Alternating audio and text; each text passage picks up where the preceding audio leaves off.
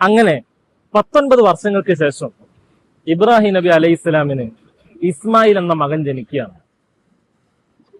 അപ്പോൾ സാറാ ബീവിക്ക് മനസ്സിനൊരു വല്ലാത്ത വേദന. ഇസ്മായിൽ നബിയെയും ഹാജറ ബീവിയെയും കാണുമ്പോൾ നല്ല ഭംഗിയുണ്ട്. പക്ഷേ സാറാ ബീവിയെ കാണാൻ വലിയ ഭംഗിയൊന്നുമില്ലെങ്കിലും കുറച്ച് കുറവാണ്.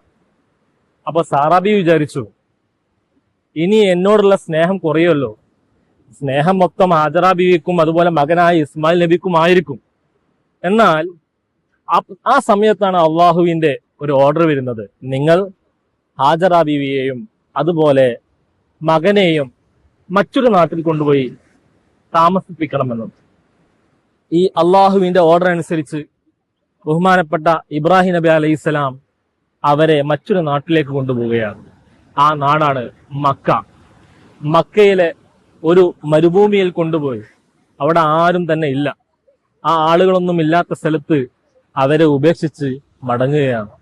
വരുന്ന സമയത്ത് ഇബ്രാഹിം നബി അലൈഹി സ്വലാം പറഞ്ഞു, ഇത് അള്ളാഹുവിന്റെ ഓർഡറാണ്, അള്ളാഹു പറഞ്ഞത് കൊണ്ട് മാത്രമാണ് നിങ്ങൾ ഇവിടെ ഒഴിവാക്കി പോകുന്നത്, ഞാൻ വീണ്ടും വരുമെന്ന് പറഞ്ഞ് ഇബ്രാഹിം നബി അലൈഹി സ്വലാം തിരിച്ച് ഫലസ്തീനിലേക്ക് തന്നെ മടങ്ങുകയാണ്. വീണ്ടും കാണാം.